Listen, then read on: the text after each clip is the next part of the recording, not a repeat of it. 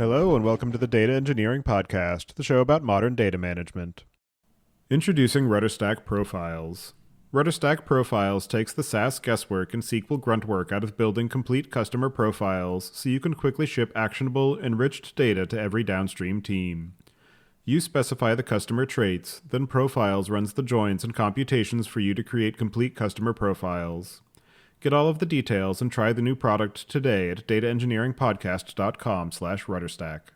You shouldn't have to throw away the database to build with fast-changing data.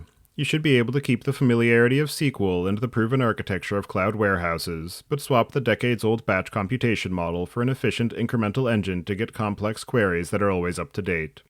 With Materialize, you can. It's the only true SQL streaming database built from the ground up to meet the needs of modern data products.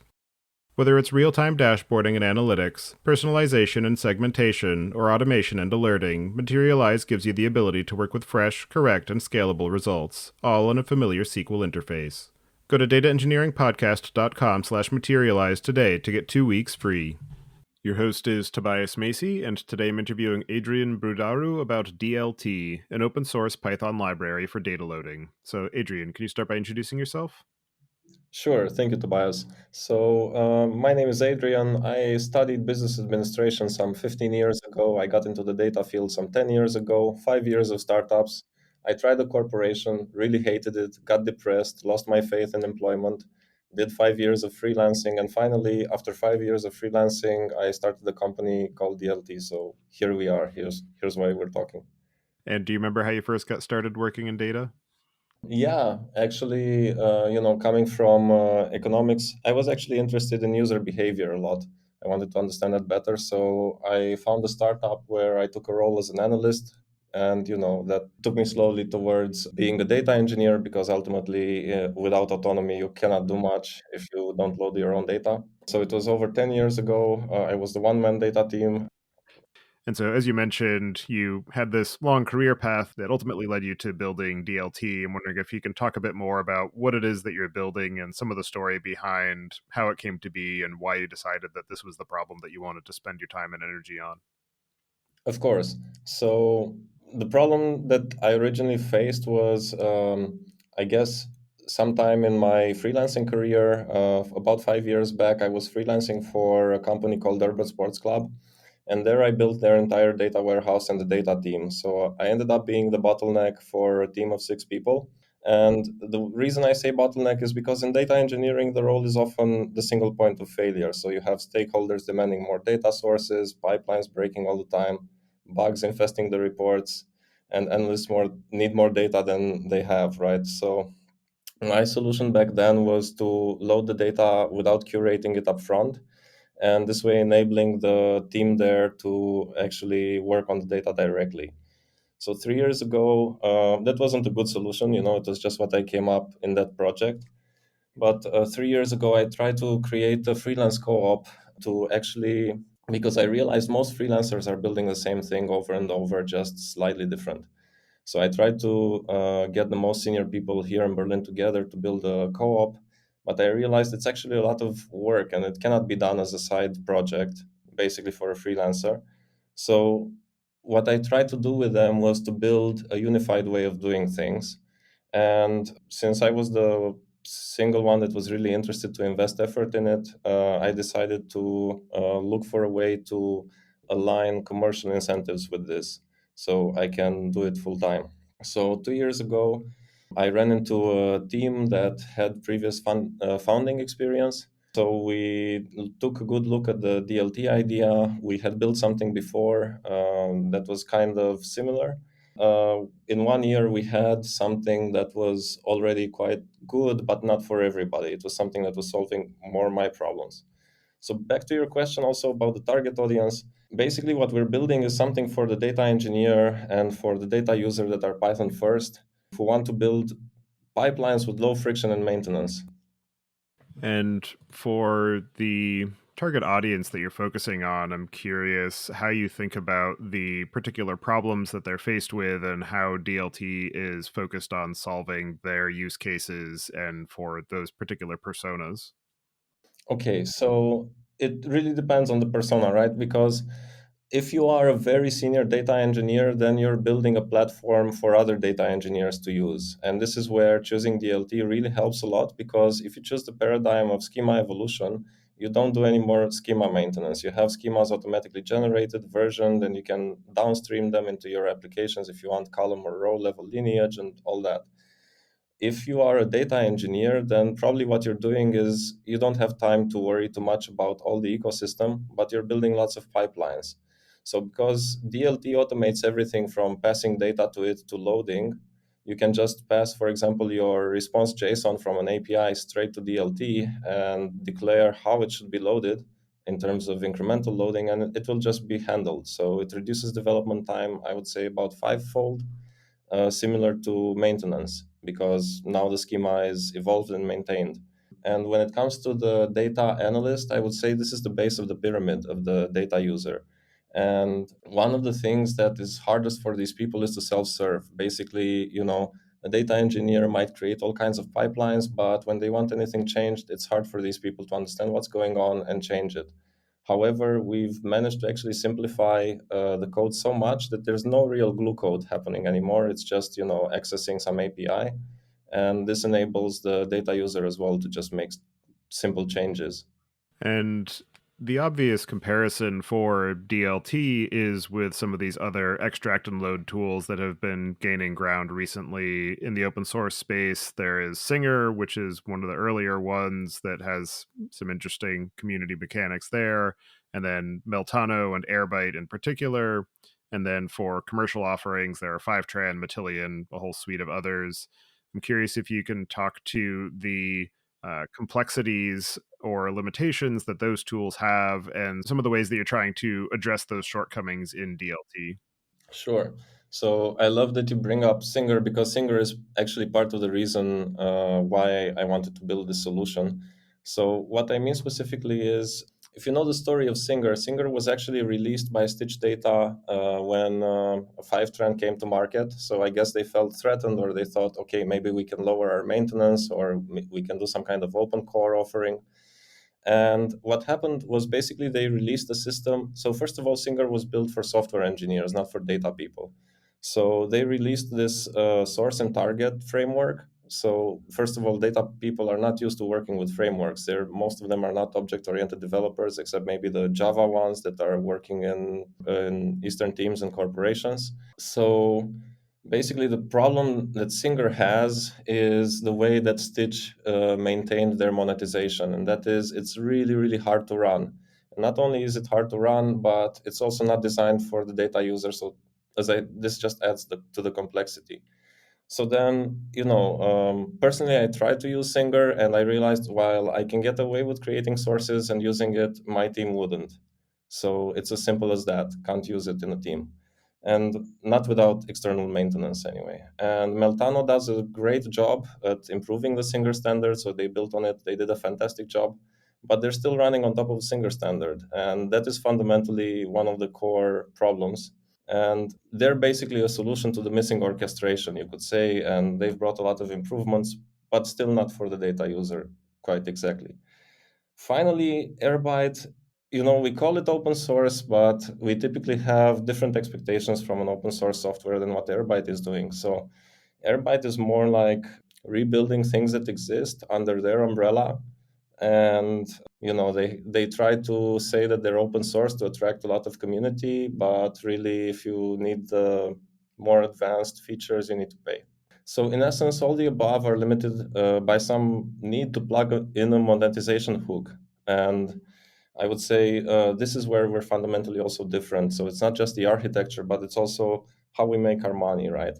So you can think of Singer as they make money through having orchestration being really hard. You can think of Airbyte as they make money by making their open source software incomplete. The way that we plan to make money is more like the Kafka and Confluent pairing. So this is the model of an open core company, which means we have two products, not one. So we don't cannibalize the open source product for the closed source product, but rather we have a really good product in the open source, and it has to be so good that it becomes a standard. And once that standard exists, you can offer things around operationalizing the standard. So In our mind, there will be a DLT hub, which will be, a place for the community to use and share the pipelines. And so now digging into DLT itself, I'm wondering if you can give an overview about how it's implemented, some of the architectural considerations, and the philosophical design aspects of it. Oh, I would love to. So we're actually quite philosophically guided. We created our product principles from the very start to understand who we are, what we're trying to build, and who we will be to other people. And really, what we're trying to do is create a product that makes a lot of sense, helps with your sanity and with your work, doesn't have any kind of monetization hooks to stress you out, and is a right fit for the data person. And what I mean is that none of the products that we had before were really fit for dropping into various situations, right? Whereas DLT is a library. So this is for the first time something that happens in the data field. What this fundamentally means is that you can choose various components of this library to use or not use. So for example, you could use the loader that has the schema evolution, or you could not use it. You could use, you could just dump your data out of it to standard output and use something else. Or you could, for example, the way that we create a source, we simply decorate functions that produce data that you already have, right? So you get to choose kind of what you use. If you want to use the state that DLT helps manage, it can save a state at the destination that is committed atomically with your data. So you could have some Python dictionary basically that's keeping the state of your pipeline. You can use it implicitly through declaring what's your primary key and what kind of loading you want to do. Or you can use it explicitly. So to give you an example, there are many CRM apps that have custom fields. So for example, what we do for them, so the user doesn't have to rename these fields, we get the field mapping, we cache it in the state. So if it changes, it doesn't change the column names later.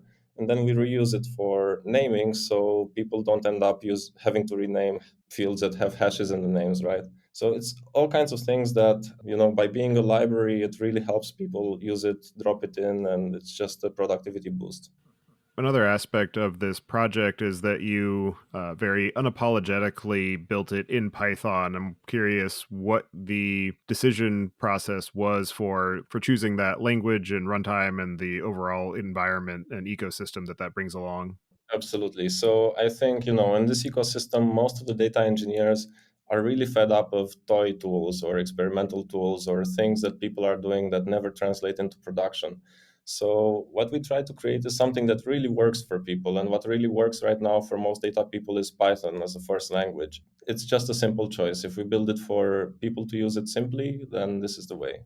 And one of the aspects of Python, obviously, is also the performance characteristics. That has long been one of the complaints that people will levy against Python. So I'm curious how the use of Python factors in from a performance consideration, particularly given the fact that this is in the critical path of managing data loads, which can be quite high volume, which can have some intense performance characteristics, and some of the ways that you are working to mitigate some of those performance considerations.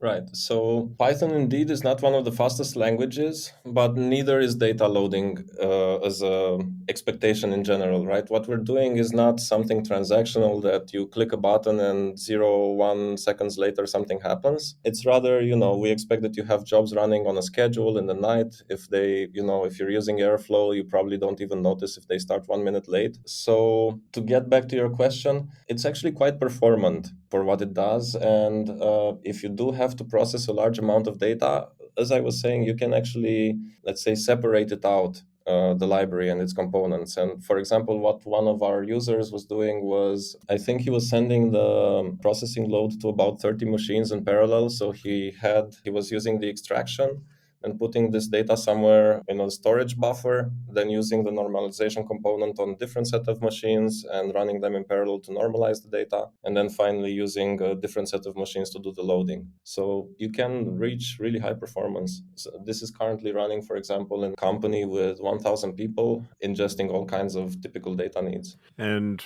from when you first started down the path of building this tool and you had certain ideas about how it was going to work, I'm wondering what are some of the aspects of the design and goals that have changed in that process? Right. So, first I was trying to solve my own problem, which was the large amount of time spent playing with JSON coming out of APIs to figure out what it is so I can type it and put it in a database. And this process is kind of nasty because due to the difficulty of the technical process, you might want to restrict the scope. So you're going to ask the stakeholder, hey, what do you really want? Do I really need to type all this data? So this now brings in a lot of complexities that I wanted to get off my table. So the first version was kind of, you can imagine it as a simple engine. And when we brought this to other Python users, they were like, what is incremental loading? How does this work? Oh, it's too hard. I don't want to use it. So we realized, okay, this is not the tool that's going to win the hearts and minds of people. So what we did was we doubled down on the user feedback that we got and came up with a simple declarative interface. We took a few months to develop that, and we created a workshop with 60 plus people. Half of them were aspiring data professionals and the other half senior. We tested this interface, and they were all successful to build a data pipeline, incremental data pipeline in 6 hours. So for the next 6 months, we thought, okay, this is good. So what we're going to do is just bring it to the market. So we spent a lot of time doing documentation, adding a docs assistant to help people with questions. We did lots of ecosystem integration. So you have, for example, command line, Airflow deployment, or Git Actions deployment if you want to deploy it there. Yeah. So this is what we've been working on. And now we have a tool that's actually usable by juniors to do really cool things. And so, in terms of actually using DLT and incorporating that into different data flows and workflows, I'm wondering when people first come across DLT, what are the problems that they're trying to solve when they actually reach for that? And then some of the ways that they're able to go from this solved my initial problem to scaling it to managing all of their data loading.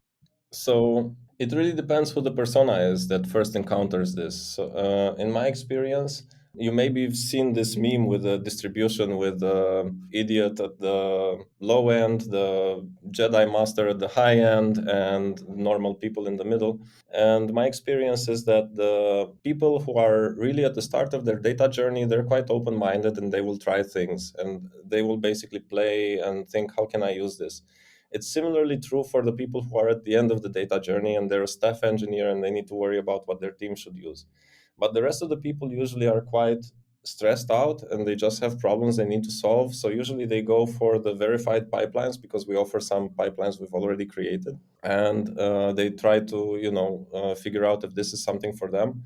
This is a moment when they might look into the code, might look into the Slack, and finally, if they get that this is the pipeline building tool before it's a pipeline, they will typically try it. And because the process of trying is really simple, so we have collabs, you can even it's a one-liner, right? The first thing that you can try. And this enables people to understand a little bit about how easy this makes data loading. So big shout out to DuckDB actually for enabling us to create a modern data stack in a notebook. Since we can just demonstrate DLT in a Colab notebook, load to DuckDB, and this shows you the power a little bit. So a typical path would be that somebody comes, looks at the sources, considers them, and if they try to change something, then they will see that this is a tool that is really good for maintaining your code and keeping your code in it. One of the interesting aspects of DLT is that because it is a library, it is easy to bring in for a very lightweight experimental workflow. One of the capabilities that systems such as Fivetran and Matillion and Airbyte are focused on is the scale out. I need to be able to manage lots of different pipelines continuously. I'm curious how you are addressing both ends of that spectrum and some of the operational and deployment aspects of DLT when you do move beyond that initial experimental pipeline to I need this to be the backbone of my critical data infrastructure.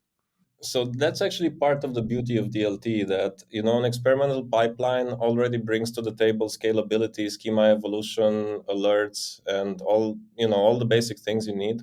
So the process of transitioning from experimental to production is just a matter of deployment, really, if you're happy with your extraction code as well. So to deploy a DLT pipeline, depending on what you're deploying on, it might be as simple as a command line, right? And this would, for example, you can do DLT deploy script name Airflow, and it will generate an Airflow DAG file that, in case you have an extraction DAG that has some, let's say, dependent logic, will run the tasks in the right order. It will create tasks in Airflow so you actually understand what's going on. Yeah, so it's actually quite a simple process. I would say sometimes the experimental thing just stays as production, right? So to give you an idea, this would be simple webhooks or webhook integrations, because this is the first time kind of when you can have a loading library run in a cloud function.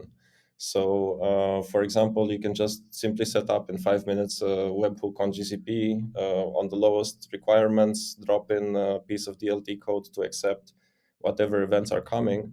And then you could even decide if you're putting this into some kind of bad event table or just in your main table based on the schema.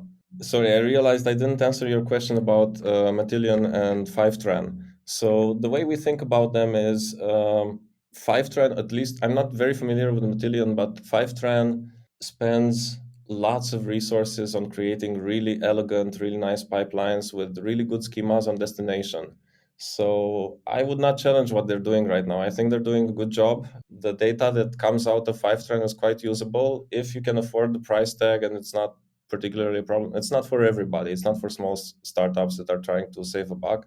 Yeah, so the way that we think about Fivetran right now is that part of the things that is, how to put it best, there will always be a segment of pipelines that are, let's say, short tail that people will typically use in any company. And there will always be a part of pipelines that you cannot find on Fivetran or other such tools.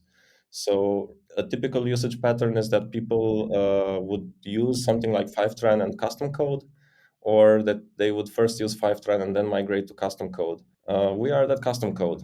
And to that point of custom code, the open source nature of the project, the focus on it being more of a library than a full on end to end product, I'm curious how you have thought about the experience for extending the project, adding new sources, adding new destinations, and making that developer experience for customizing it to their particular workloads as seamless as possible.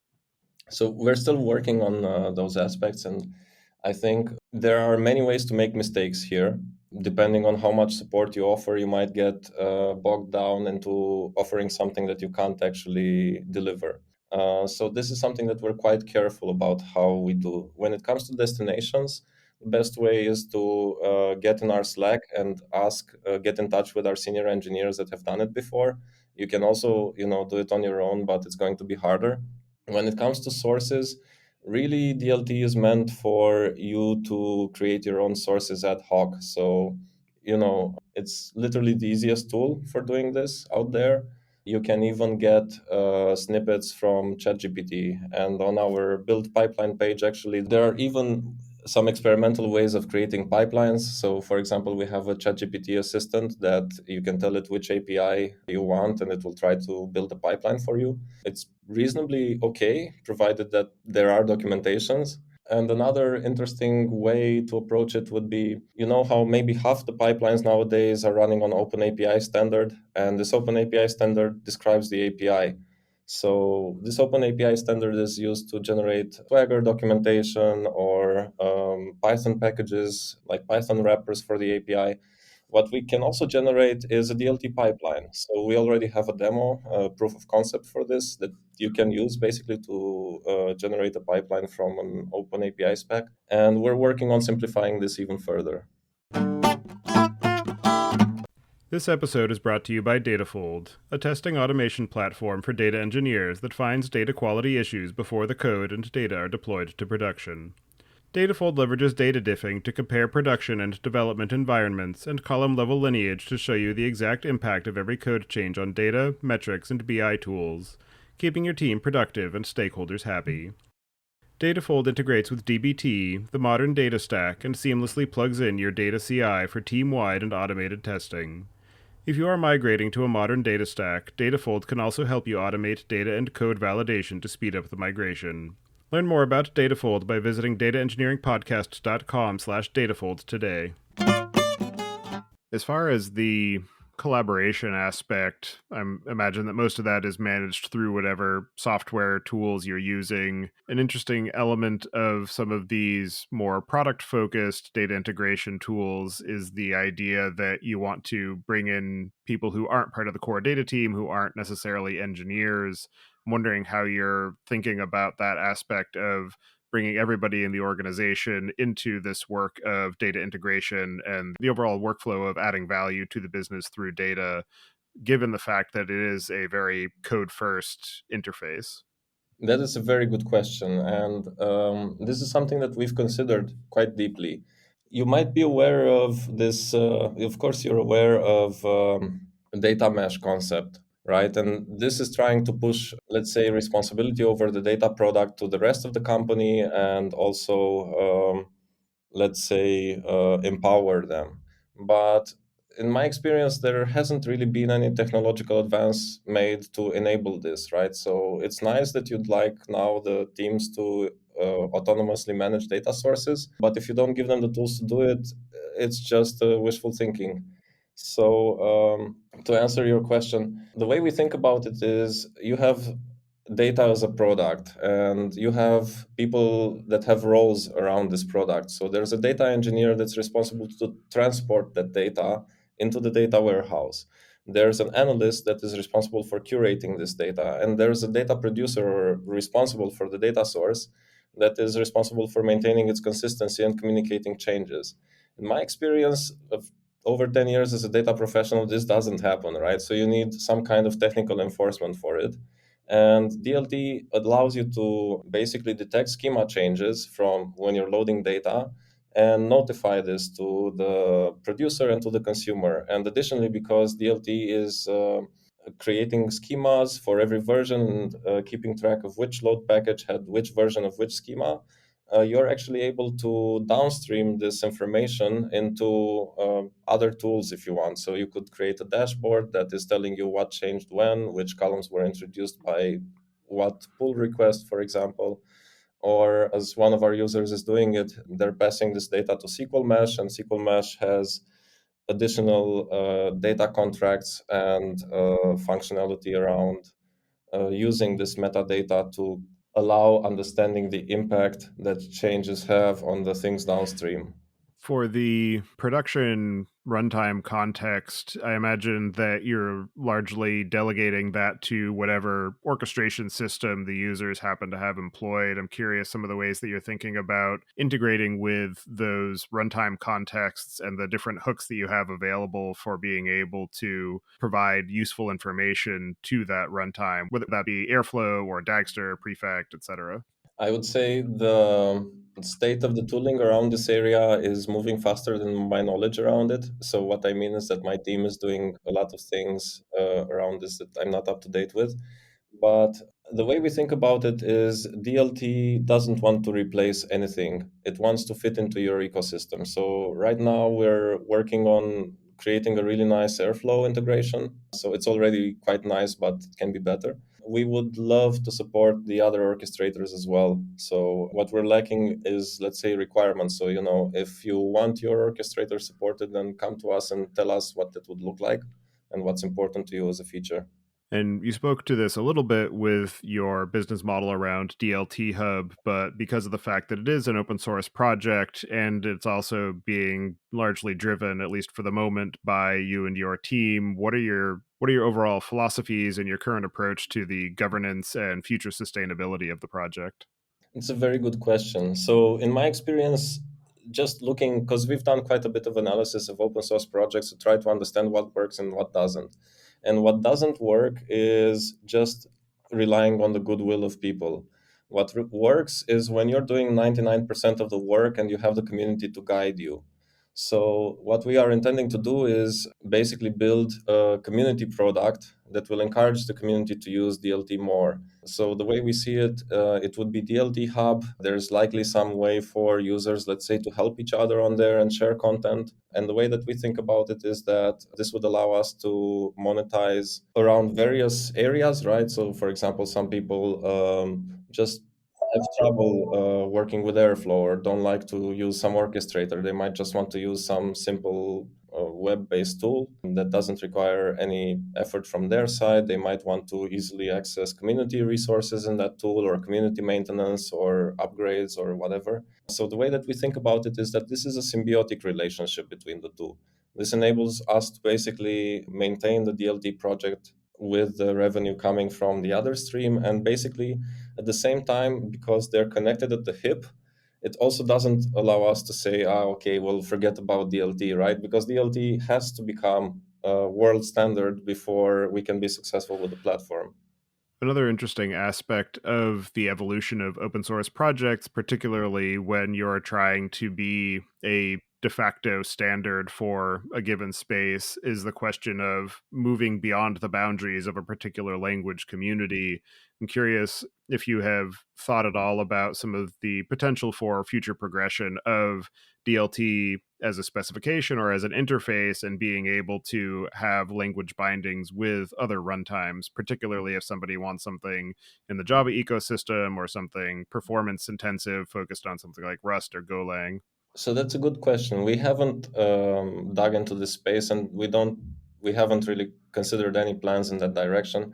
And the explanation is simple. For us, we need to retain focus. And when it comes to, let's say, support for data tooling, there are data users and there are lots of engineers, and we think that we're serving the vast majority of data users with this. I think the people that are doing some kind of Java stuff, they're rather ML ops, data ops, I don't know, data engineers and corporations. They have different problems. And in your work of building DLT, getting it in front of people, trying to help them with adoption and usage, what are some of the most interesting or innovative or unexpected ways that you've seen it used? I have quite the story about that actually. And, this is my first open source company that I work for. So I wasn't aware of some of the interactions that can happen in the open source. It completely blew my mind what the community can do. To give you a very specific example, we have one early adopter that built their entire platform with DLT and actually gave us so many product ideas and so much contribution in that way that he's probably helped us further our product in some areas by 1 year, right? And to give you the exact case, so this was a quite senior engineer that was looking to build a data stack for a 1,000 people company. And this person first considered Meltano, but Meltano didn't meet their requirements because it was too hard to use for their team and it required too much maintenance for them. So they first replaced the orchestrator, but still used Singer. And finally, they stumbled into our library and they realized that if they put the data coming out of Singer into DLT, this enables them to have schema evolution and robust pipelines without worrying about them breaking. But then, when he looked into the way that we do our sources and the way that you can customize this, because it's a library, you can literally do whatever you want and then pass the data to DLT. And this kind of customization is not possible in other SDKs or frameworks. And this fundamentally enables you to have maybe 5 times less code with custom functionality doing whatever you want. So what he did was he rewrote his 20 to 30 sources, or 15 or 20, and he rewrote them in with our library, and yeah, basically just runs the entire company on that. He has a web UI on top of the solution that enables his analytics engineers to turn off specific, let's say, endpoints, turn on or off specific endpoints from the integrations, and he passes this data to SQL Mesh, which gives him this extract functionality that allows you to see, okay, where did the data really come from? Where did the change come from? So the way that he gives us requirements is really pushing us forward a lot. Yeah, it's one of the great benefits of open source is once you put something out into the world, there's no telling what somebody's going to do with it. So it's great to hear that you've already got some adoption and some useful feedback. And in your work of building DLT and trying to address this particular need within the community and the ecosystem, what are the most interesting or unexpected or challenging lessons that you've learned in the process? One of the most challenging lessons that I've had to learn was around code sharing. So, this is a problem that we haven't yet solved, but it's on our list to tackle ASAP. We think this is fundamental to getting a community flywheel going. So, people want to contribute and they want to share. But what we found is that people also don't produce code of great quality, especially when they don't really allocate the time for it. So there has to be some kind of balance between code quality and accepting contributions. We looked at how other projects did it, and we saw that many of them, basically Singer, Meltano, Airbyte, you name it, when it comes to actually accepting the contribution, this is really hard. Luckily, this is we don't rely on that because DLT is a pipeline building tool first. All right. So to sum up the unexpected challenge around accepting contributions, there are three tiers of quality. One is the software engineering. The other is, let's say, what a senior data engineer will do, and the other is what we would call snippets. And we realized that, if we try to get data engineers to build software engineering complete things, it's not going to work. If we try to accept snippets, we realize that the code quality is quite bad. So we're better off letting ChatGPT offer them. So we need to find some balance that allows people to really contribute the important information. So some kind of, describing the business cases and implementing them well, or things like this. So we're still working on it, and it's going to be interesting how we can do this scalably. Yeah, it's interesting too to draw parallels again to, in particular, Singer and Airbyte on opposite ends of the spectrum from that contribution perspective. Where with Singer, it was here's the specification, you go ahead and do whatever you want to do, and now it's up to the user to go and actually find all the different implementations of whether or not there is a connector for the thing that they're trying to connect to, and whether it's any good or if it solves their particular use case versus the Airbyte approach of everything goes into a mono repo, everything goes through that central organization to manage the quality of the code, which then brings in scaling challenges on the business side because you can only have so many people reviewing so many pull requests before you get completely overwhelmed, which is something that they're currently going through. And I'm wondering how you're thinking about some of that aspect as well of do we allow people to contribute packages into sort of a marketplace where we have a hub along the lines of what Miltano has built for the Singer ecosystem? Do we want to have a monorepo where we are maintaining control over the entire code base? Just curious what your thoughts are along the continuum of that balance.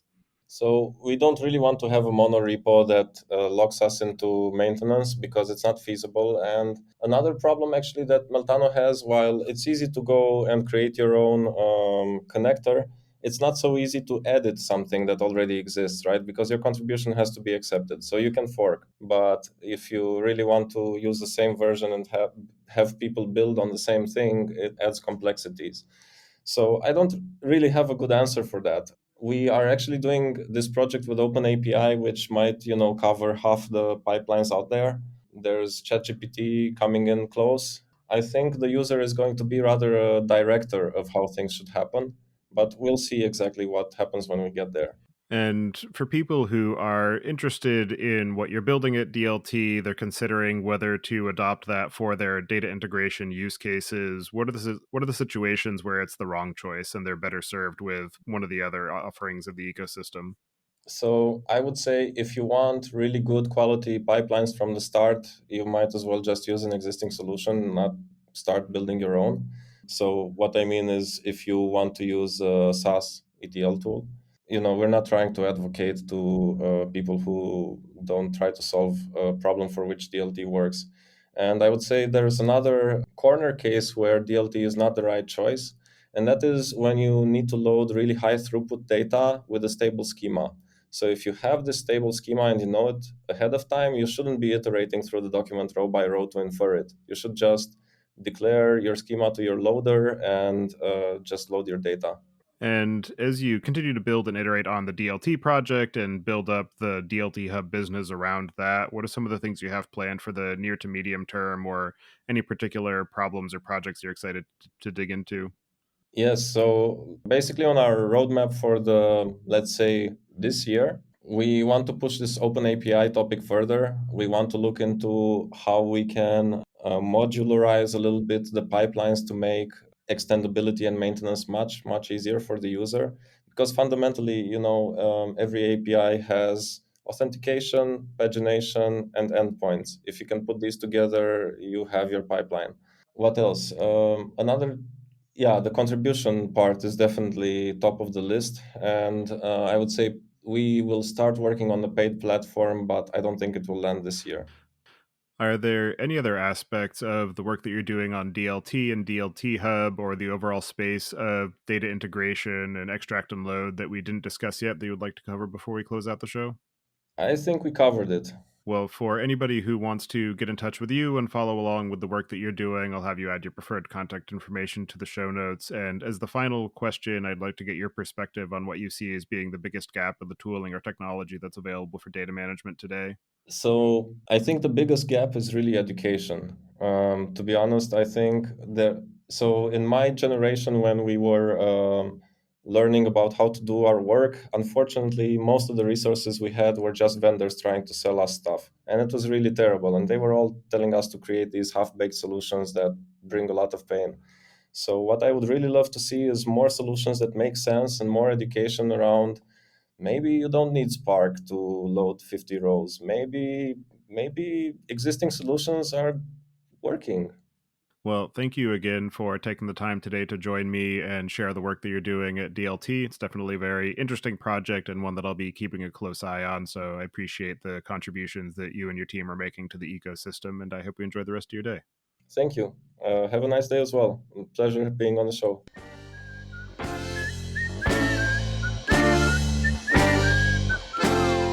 Thank you for listening. Don't forget to check out our other shows, Podcast.init, which covers the Python language, its community, and the innovative ways it is being used, and the Machine Learning Podcast, which helps you go from idea to production with machine learning. Visit the site at dataengineeringpodcast.com to subscribe to the show, sign up for the mailing list, and read the show notes. And if you've learned something or tried out a project from the show, then tell us about it. Email hosts at dataengineeringpodcast.com with your story. And to help other people find the show, please leave a review on Apple Podcasts and tell your friends and coworkers.